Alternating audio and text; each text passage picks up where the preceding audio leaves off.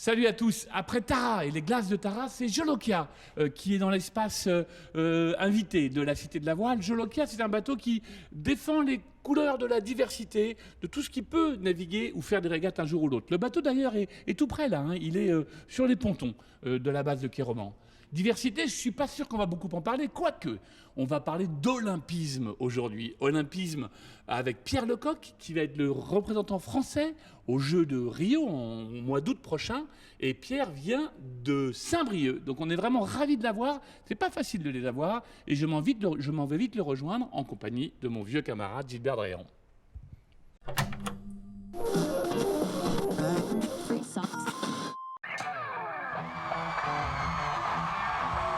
Salut à tous, bienvenue dans cette cité de la voile. On va évidemment, comme d'habitude, refaire un peu le tour de l'actu. Toi, t'es complètement fou, tu fais le tour du monde en solitaire. Pourquoi repartir faire une Barcelona? La Volvo se gagne avant le départ. Bon, on va tirer des bords là. Si je vendais le bateau, avec quoi je faisais la route du Rhum? Allez, envoyez-moi le speed, envoyez-moi le speed.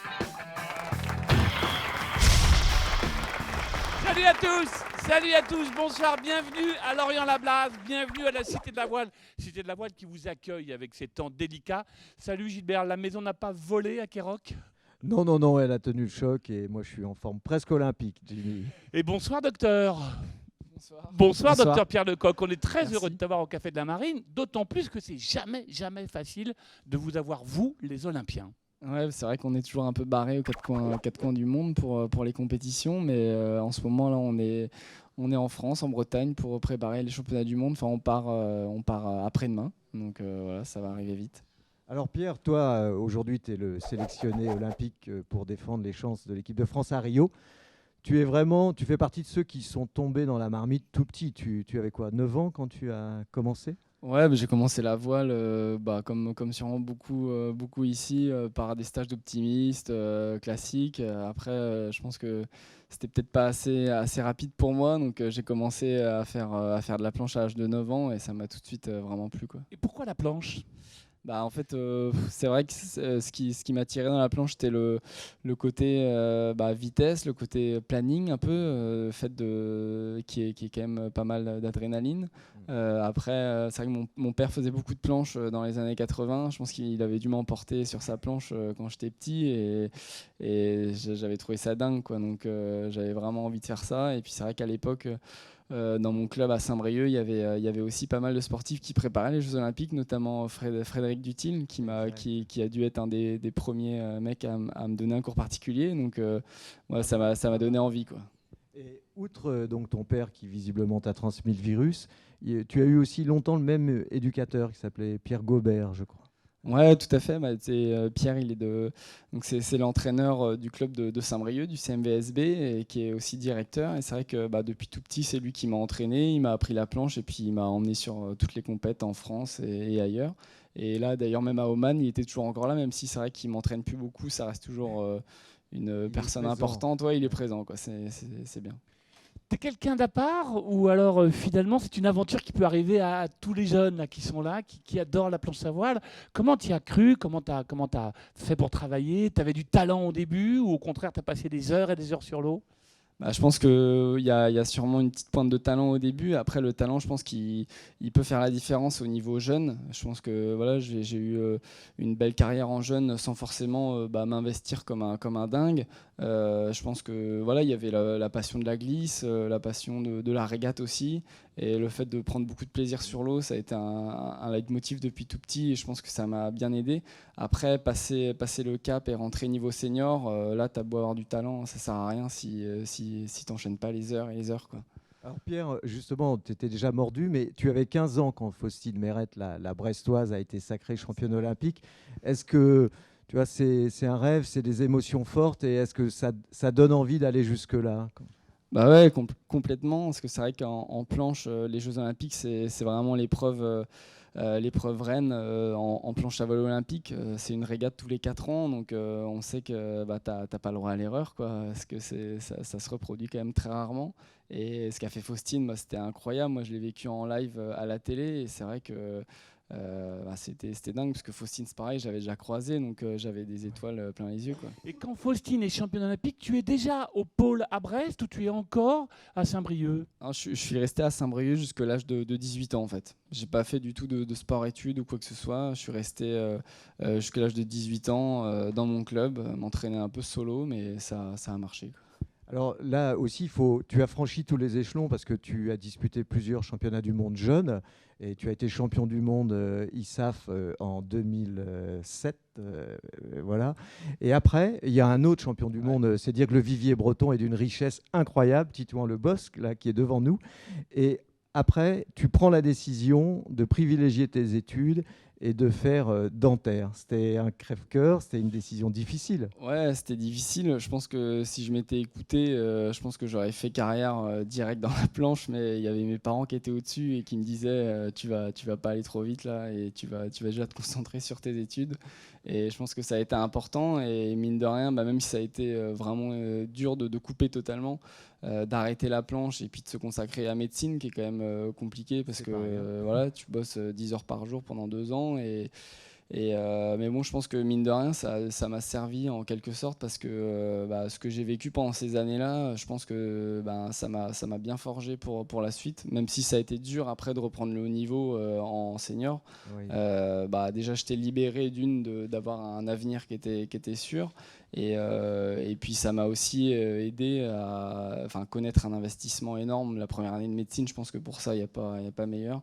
Et, Il faut se faire mal, oui. bah ouais, là c'est ça, il faut se faire mal et du coup c'est vrai qu'après quand je reprenais la planche c'était un plaisir, quoi. Et quand tu es revenu en 2009, justement les camarades, ils t'avaient pas forcément attendu et ils avaient progressé, donc il y avait une différence de niveau. Ça a dû être dur moralement de revenir. Ah ouais, complètement. Bah, le premier championnat du monde, je fais 45e. Donc voilà. Mais t'es dentiste. Ouais, enfin pas encore, mais, Ouais. mais du coup ouais, bah, forcément on prend une petite claque, quoi, en se disant bah, ça se trouve ça va pas le faire du tout, j'arriverai jamais à revenir à haut niveau parce que physiquement j'avais totalement perdu. Tu as peut-être pensé à renoncer un peu là, à ce moment-là? Non, parce que je pense que le plaisir était vraiment là, quoi. S'il n'y avait pas eu le plaisir, je pense que j'aurais sûrement arrêté. Mais je pense que le fait de sortir de 2 années de première année de médecine, j'aurais pu faire n'importe quoi, j'aurais été heureux, quoi. Donc en l'occurrence, c'était la planche et ça m'allait bien. C'est une preuve, à ton avis, de maturité d'avoir réussi a posteriori, maintenant que tu as la qualification pour les Jeux, d'avoir réussi à mettre ta carrière sportive de côté pendant 2-3 ans pour revenir après? Ouais, bah, c'est sûr que ça a été c'est hyper important, surtout que bah, voilà, quand je suis revenu dans le projet sportif, je savais que l'avenir était assuré et du coup c'est quand même vraiment un point en moins, quoi.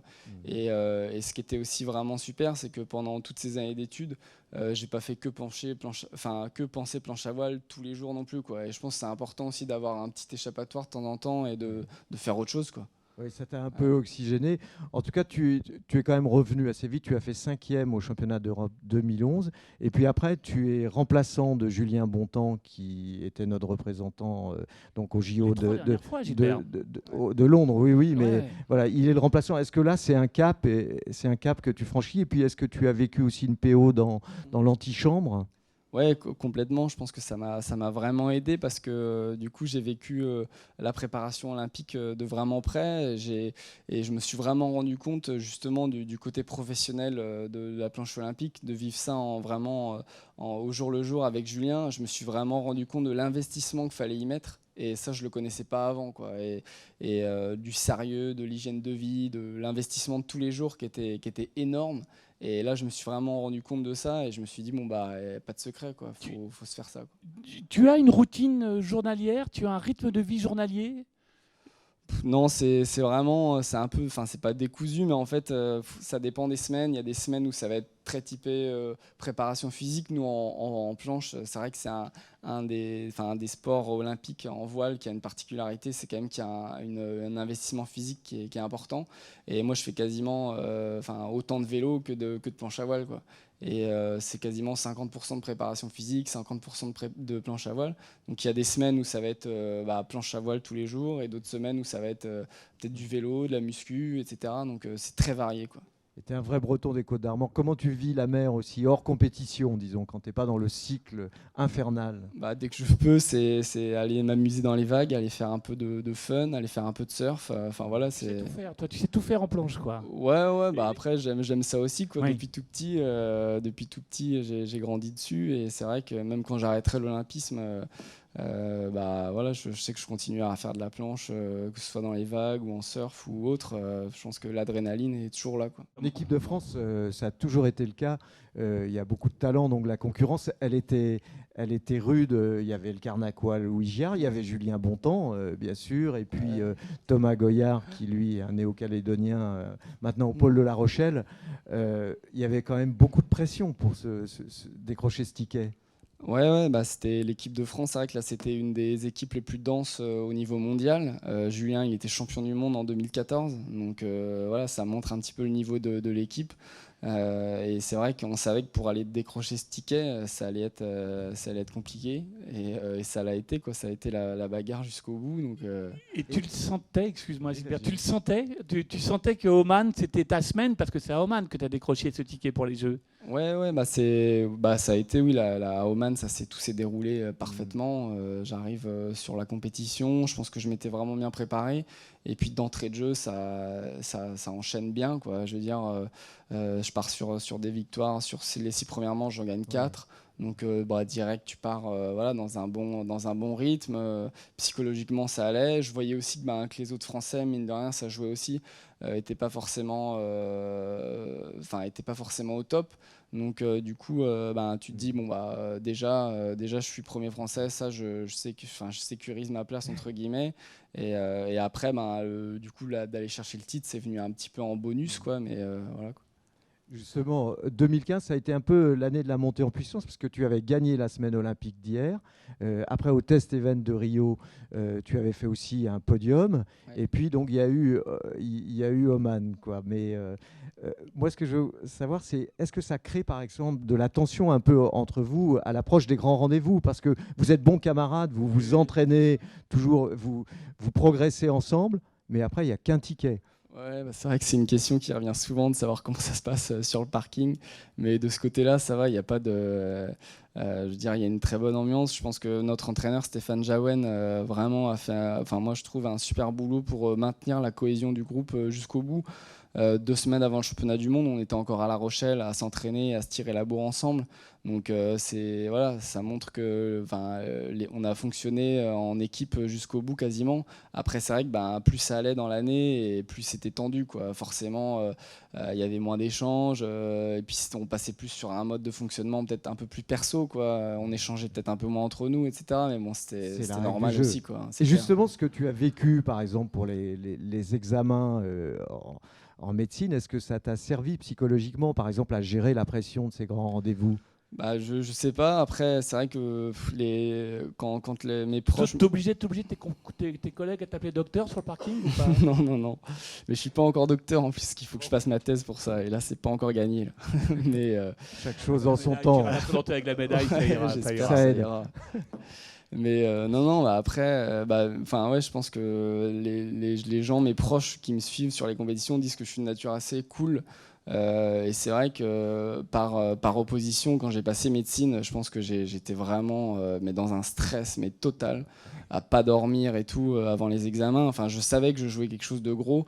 Et là, voilà, ça reste aussi du sport. Je sais que ça reste un plaisir aussi avant tout, quoi. Alors sur le plan d'eau, comment ça se passe une régate de planche à voile?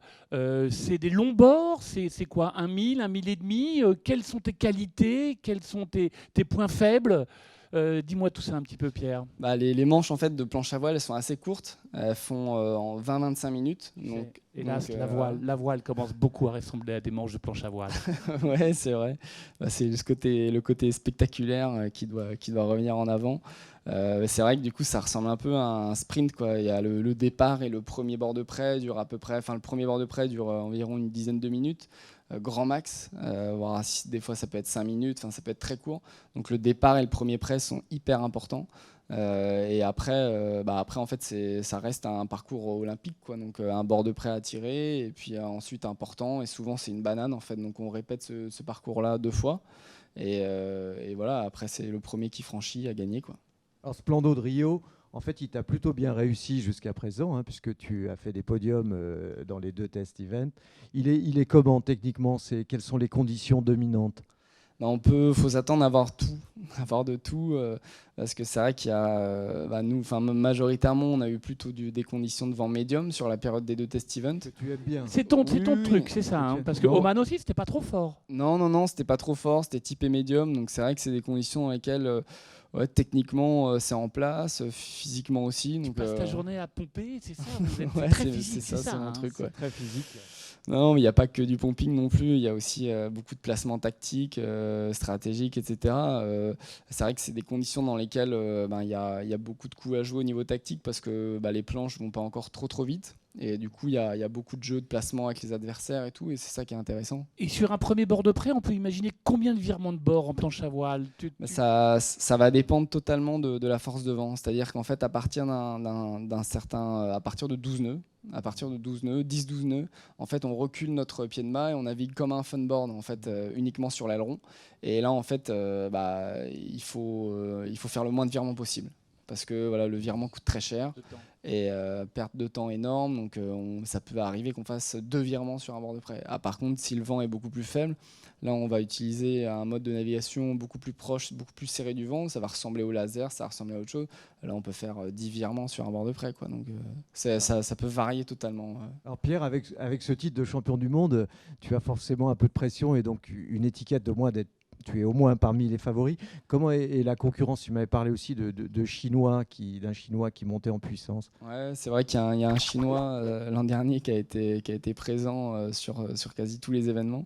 Que vous aviez vu venir de loin, il était sur le circuit depuis longtemps ou il est Ouais. sorti un peu de... Non, mais ce qui est étonnant, De c'est que nulle part. ça fait Pas de très nulle part. longtemps qu'il est sur le circuit, mais il avait jamais rien fait jusque-là, quoi. Donc c'est rare. Parce que souvent, c'est soit tu arrives et tu casses tout d'entrée, comme un peu l'a fait le Hollandais Dorian sur la dernière Olympiade, soit c'est rare d'avoir un schéma comme ça où là le Chinois il est quasiment resté entre 15 et 20e mondial pendant des années et là il arrive et direct cette année il explose tout.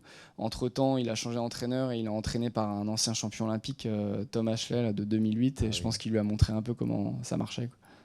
Alors, quand on parle de la baie de Guanabara, ça fait rêver. Régater au pied du Corcovado, c'est carrément mythique. Mais en fait, la réalité, elle est beaucoup moins idyllique que la carte postale parce que cette baie de Rio, elle est très polluée.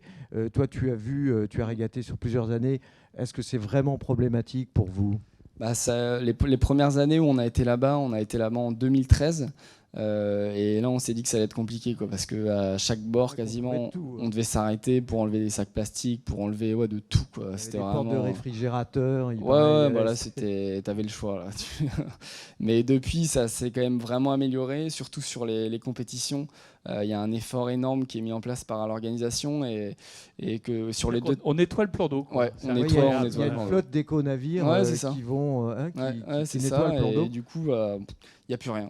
Il n'y a pas un sac plastique qui traîne. Dis donc, Et tant Gilbert, mieux. Oui, Ouais. Jimmy. il y a d'autres séries. Vous serez quoi? Vous serez 10 séries hein, Ouais, aux ouais, Jeux c'est ça, olympiques. ouais. Hein. Les Jeux, c'est du... C'est à partir de 15 août. Moi, je commence le 8 Ah et je finis le 14. Après, ça dépend des séries. Il y en a qui sont un peu plus espacées, qui commencent avant, qui commencent après. D'accord. Et je vais faire un petit tour avec toi et toi, tu nous Ah, diras mais, les il va chances nous aider, des il va uns des nous autres. aider. Alors, on va Il les démarrer connaît par... mieux que nous.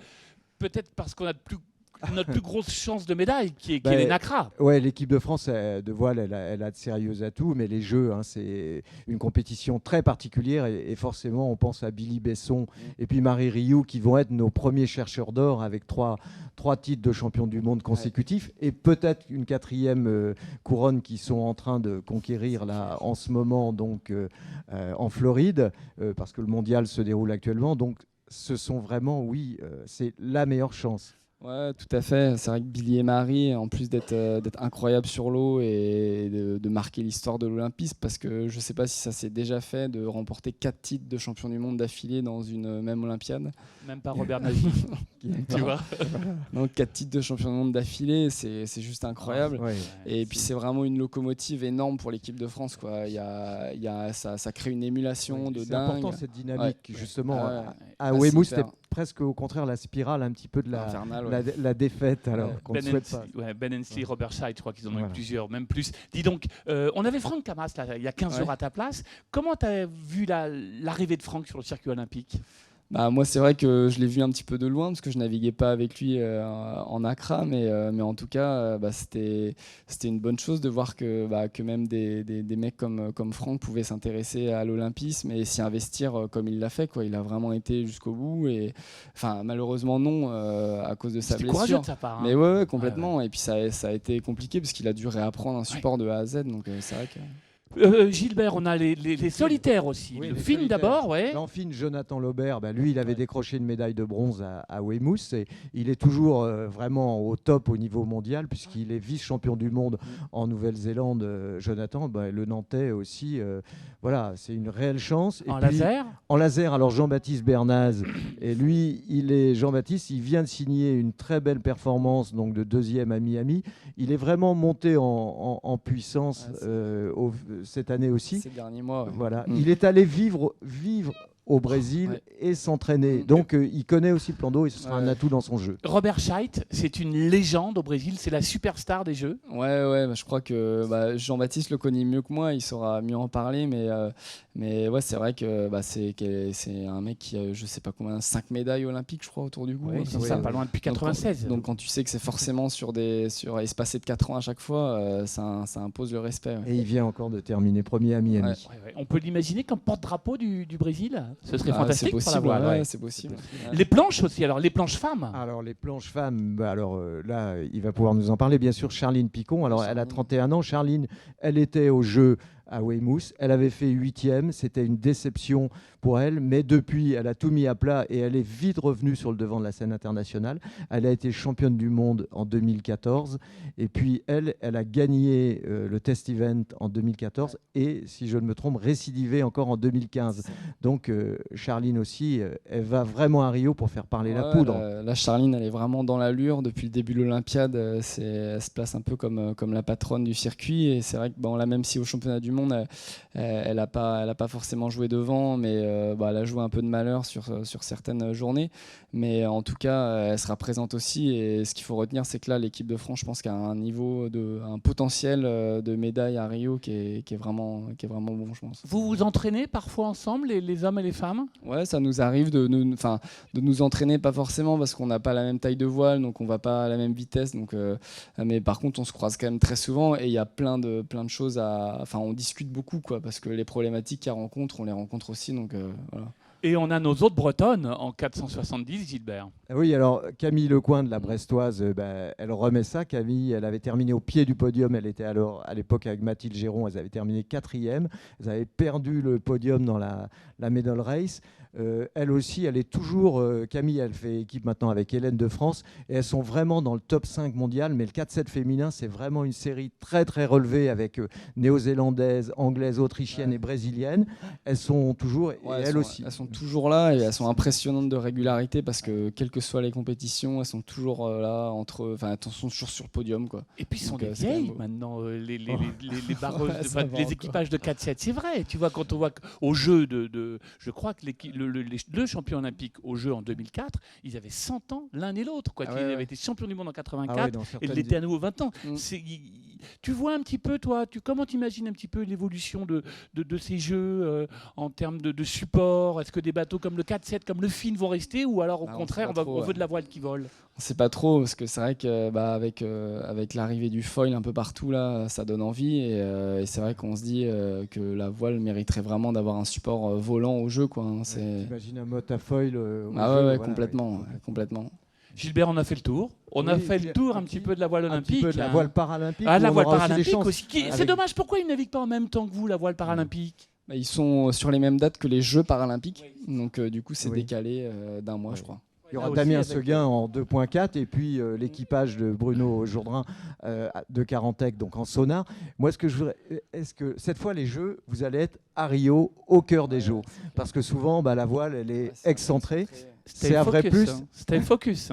Ouais, complètement. Non, c'est vrai qu'il y a le risque de s'éparpiller un peu, mais non, je pense que c'est une chance d'être au cœur de la ville olympique comme ça. Je pense qu'on va vraiment ressentir l'événement à fond, et je pense que ça va être vraiment sympa de vivre aussi les cérémonies d'ouverture, les cérémonies de clôture, ce qu'on peut pas forcément faire quand on est à 2-3 heures de route. Donc non, c'est top. Eh ben C'est Pierre, génial. profite.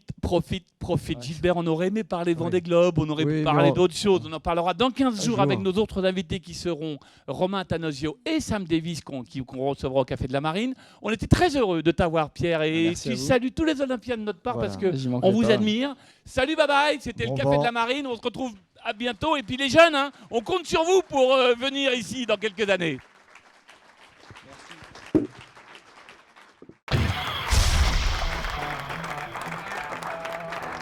Est-ce qu'il y a des questions dans le public, mes amis? La prochaine fois, je vous promets, ce sera peut-être pas ma tournée. Oh, quoique! Il est passé de 2 minutes 54, Pierre, mais t'as encore un petit peu de bande. Jimmy, les verts sont déjà sur le comptoir. Hein. Un grand moment de vidéo. Bon vent belle-mère, c'est ça? Voilà, ciao, ciao.